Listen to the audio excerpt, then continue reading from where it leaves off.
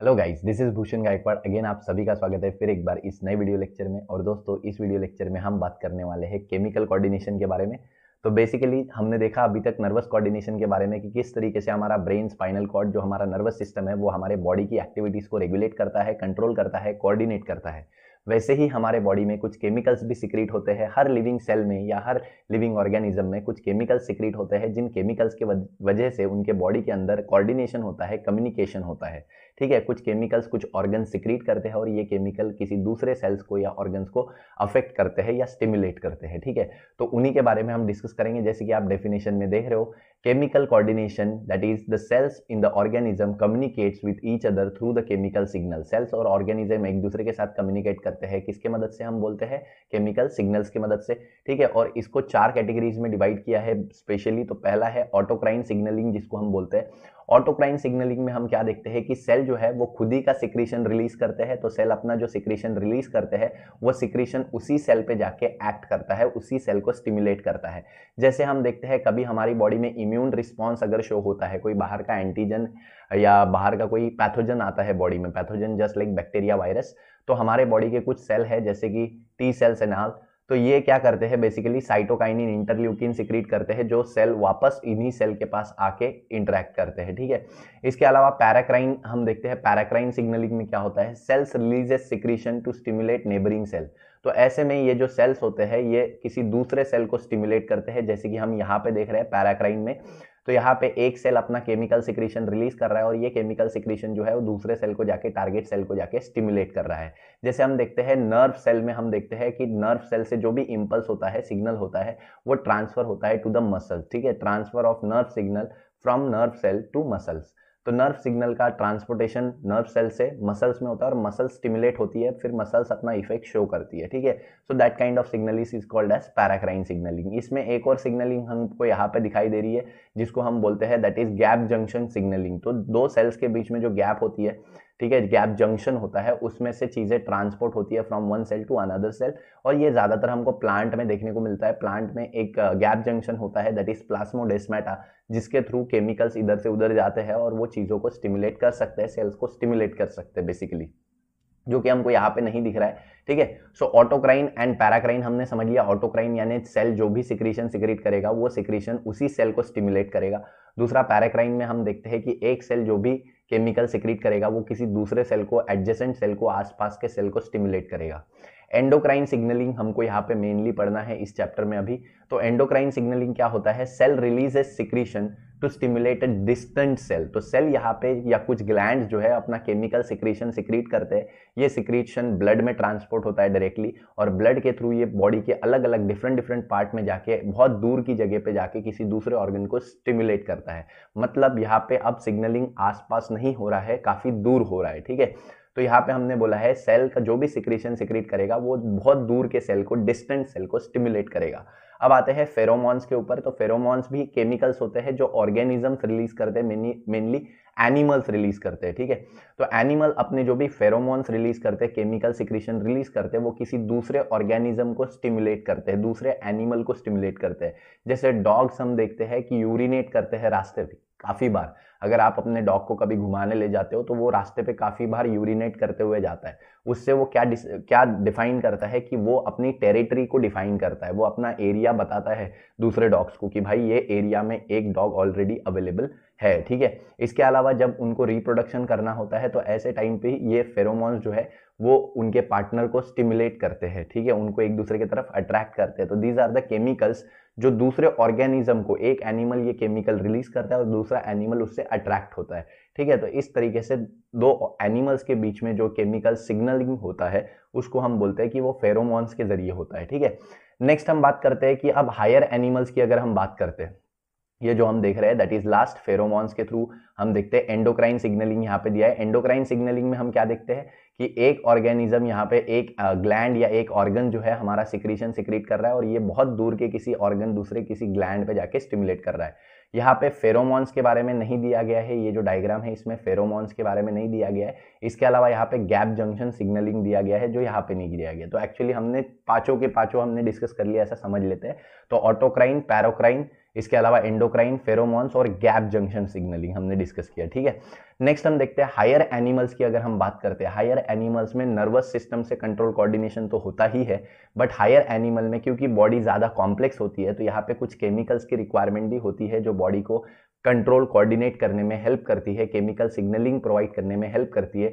तो ऐसे सिस्टम को हम बोलते हैं एंडोक्राइन सिस्टम। तो देखो यहाँ पे हम देखते हैं higher animals have a complex body organisation, बहुत कॉम्प्लेक्स बॉडी ऑर्गेनाइजेशन होती है जिनके वजह से यहाँ पे in addition to nervous coordination there is also need of the chemical coordination. Nervous coordination के साथ वहाँ पे केमिकल कोऑर्डिनेशन की भी नीड होती है। अब केमिकल कोऑर्डिनेशन जो है वो कैरी आउट होता है by secretion of ductless gland. ऐसे डक्टलेस ग्लैंड जो अपना सिक्रीशन डायरेक्टली ब्लड में सिक्रीट कर देते हैं। डक्टलेस यानी उनका सिक्रीशन डक्ट से नहीं जाता, किसी पाइप से नहीं जाता, वो सिक्रीशन डायरेक्टली ब्लड में सिक्रीट हो जाता है, ठीक है।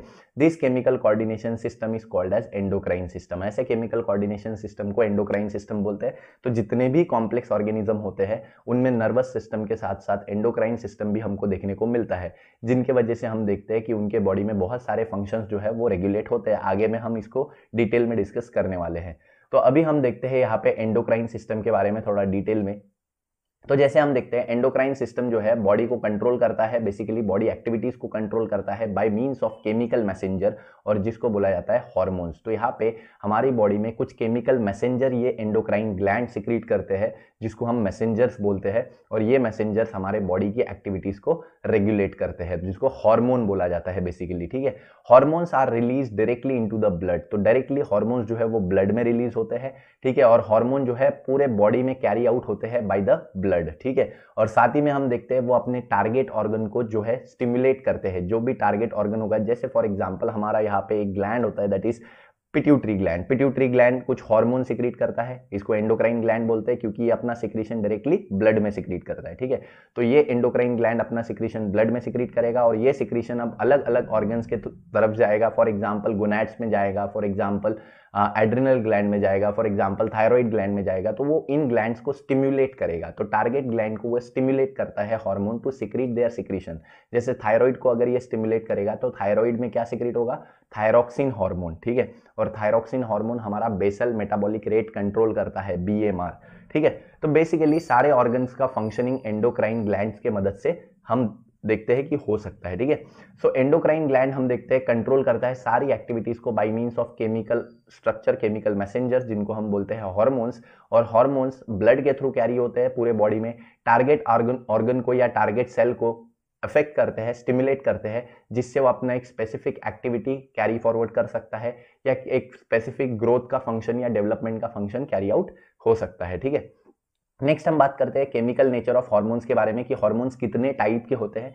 तो कुछ हार्मोन्स स्पेशली अमाइंस होते हैं, सिंपली अमाइंस यानी वो सिंपली अमाइंस होते हैं। अमाइंस हम देखते हैं केमिस्ट्री में हमने पढ़ा है अमाइंस क्या होते हैं, ठीक है। अमाइंस में हम देखते हैं एक नाइट्रोजनस कंपाउंड होता है, नाइट्रोजनस ग्रुप होता है, और बाकी लोन पेयर ऑफ इलेक्ट्रॉन होते हैं। तो बेसिकली कुछ हार्मोन सिंपली अमाइंस होते हैं, जैसे कि कैटेकोलामाइंस। कैटेकोलामाइंस में दो आते हैं, दैट इज एड्रिनल हार्मोन जिनको हम बोलते हैं, that is epinephrine and norepinephrine. तो एड्रिनलिन और नॉरएड्रिनलिन ये हमने पढ़ा है पैरासिम्पैथेटिक सिंपैथेटिक नर्वस सिस्टम में। सिंपैथेटिक नर्वस सिस्टम जो है वो एड्रेनलिन, नॉरएड्रेनलिन यानी कैटेकोलामाइन सिक्रीट करते हैं, जो हमारे बॉडी में फाइट और फ्लाइट रिस्पॉन्स को कैरी आउट करवाते हैं, ठीक है। तो जब हमारी बॉडी में एंगर आता है, गुस्सा आता है, फियर होता है, डर जाते हैं, इमरजेंसी सिचुएशंस आती है, तो ऐसे कंडीशन में ये कैटेकोलामाइंस सिक्रीट होते हैं। तो कुछ हार्मोन्स सिंपली अमाइंस होते हैं, मतलब just they are amines, nothing much, कोई उनका कॉम्प्लेक्स केमिकल स्ट्रक्चर नहीं होता। लेकिन इनमें कुछ ऐसे हम देखते हैं they are modified amino acid. तो हम देखते हैं टायरोसिन अमीनो एसिड मॉडिफाई होता है और थायरॉक्सिन बनता है। तो थायरॉक्सिन जो हमने बोला जो थायराइड ग्लैंड सिक्रीट करता है, तो it is also a modified amino acid hormone. तो अमीनो एसिड मॉडिफाई होके भी कुछ हार्मोन सिक्रीट होते हैं। इसके अलावा ज्यादातर हार्मोन हम देखते हैं कुछ हार्मोन सिंपली अमाइंस होते हैं, जैसे कि कैटकोलामाइंस। इसके अलावा बात आती है पेप्टाइड हार्मोन की। पेप्टाइड वर्ड आया है, definitely the hormones are protein. तो कुछ हार्मोन्स हम देखते हैं they are just a protein, long chain of amino acid, long या short chain of amino acid हम बोल सकते हैं, नॉट कंप्लीट प्रोटीन। पूरे प्रोटीन क्या होता है, एक बहुत ही complex chain of amino acid होता है, ठीक है। तो यहाँ पे ये पूरे तरीके से प्रोटीन तो नहीं है, बट दे आर लॉन्ग और short chain of amino acid. Amino acid की छोटी छोटी चेन्स या थोड़ी बड़ी चेन्स होती है अमीनो एसिड की, ठीक है। इन हार्मोन्स में हम देखते हैं दैट इज ऑक्सीटोसिन इंक्लूड होता है, ADH एड्रेनल, इसके अलावा एंटी डाययूरेटिक हार्मोन जिसको हम बोलते हैं, जो हमारे बॉडी में ऑस्मोरेगुलेशन रेगुलेट करता है, गोनाडोट्रोपिन रिलीजिंग हार्मोन जो गोनाड्स को स्टिमुलेट करता है, ठीक है।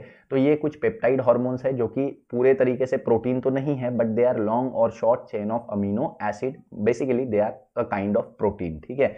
नेक्स्ट हम बोलते हैं totally protein hormone. Protein hormone क्या होते हैं? जो कॉम्प्लेक्स चेन ऑफ प्रोटीन से बने होते हैं। प्रोटीन एक कॉम्प्लेक्स अमीनो एसिड की चेन होती है और ये कंप्लीटली प्रोटीन हार्मोन होते हैं, जैसे कि इंसुलिन, ग्लूकागॉन, TSH, ठीक है। इंसुलिन हम देखते हैं ग्लूकोज के लेवल को मेंटेन करता है, ग्लूकागॉन भी ग्लूकोज लेवल को मेंटेन करता है ब्लड में।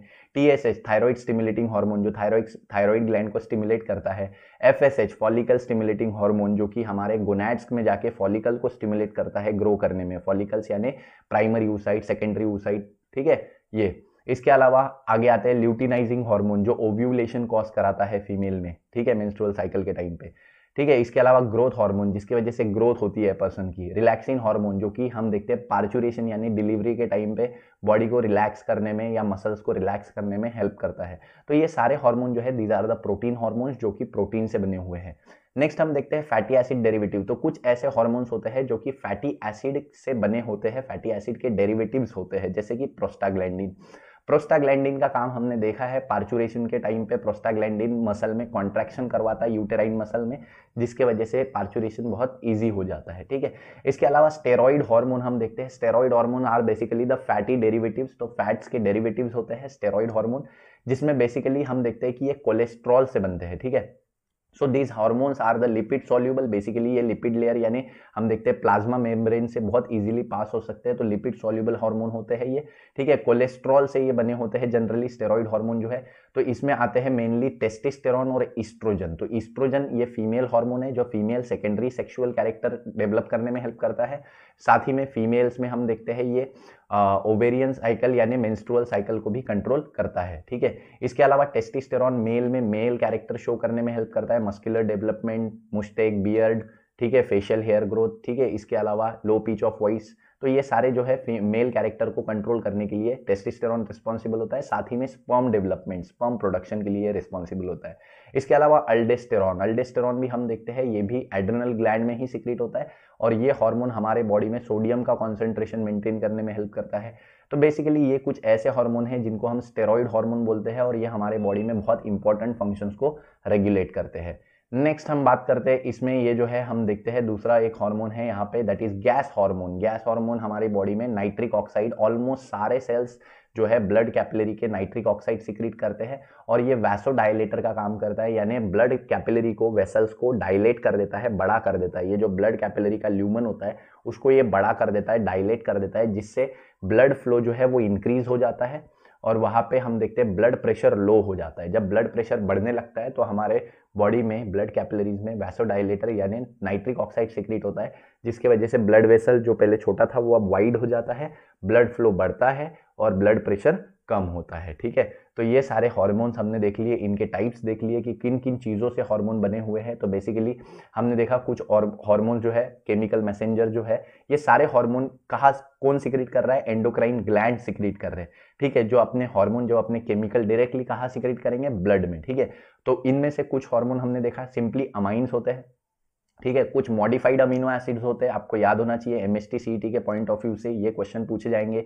Which of the following hormone is amine, which of the following hormone is catecholamine, which of the following hormone is हम देखते हैं modified amino acid, which of the following hormone is peptide, which of the following hormone is protein, which of the following hormone is steroid hormone. तो ये सारे questions आपको याद होने चाहिए, ठीक है। तो अमाइंस होते हैं सिंपली कुछ हार्मोन जैसे कैटेकोलामाइन, एड्रेनलिन, नॉरएड्रेनलिन, इसी को एपिनेफ्रिन, नॉरएपिनेफ्रिन भी बोलते हैं। कुछ मॉडिफाइड अमीनो एसिड्स होते हैं जैसे थायरॉक्सिन। कुछ हम देखते हैं पेप्टाइड हार्मोन होते हैं जैसे कि anti diuretic hormone, gonadotropin releasing hormone. साथ ही में हमने देखा दैट इज ऑक्सीटोसिन, ठीक है। ये हाइपोथैलेमस से सिक्रीट हुए हार्मोन्स है सारे। इसके अलावा कुछ प्रोटीन हार्मोन्स होते हैं सिंपली जो कि होते हैं that is TSH, FSH, LTH that is luteinizing hormone और ग्रोथ हार्मोन और रिलैक्सिन। कुछ हार्मोन हम देखते हैं फैटी एसिड डेरिवेटिव होते हैं जैसे prostaglandin and some of them are steroid hormone जैसे कि हम देखते हैं aldosterone, testosterone and oestrogen. So यहाँ पे हमारा वीडियो लेक्चर खत्म हो जाता है दोस्तों। आई होप वीडियो लेक्चर आपको पसंद आया होगा। अगर पसंद आया तो वीडियो को लाइक कर दीजिए, दोस्तों के साथ शेयर कर दीजिए। चैनल पर नए होंगे तो सब्सक्राइब कर दीजिए। ऐसे ही हमारे चैनल के साथ बने रहिए नए नए वीडियोस के लिए और जिंदगी के मजे लेते रहिए। Very very very happy new year to all of you. Thank you very much.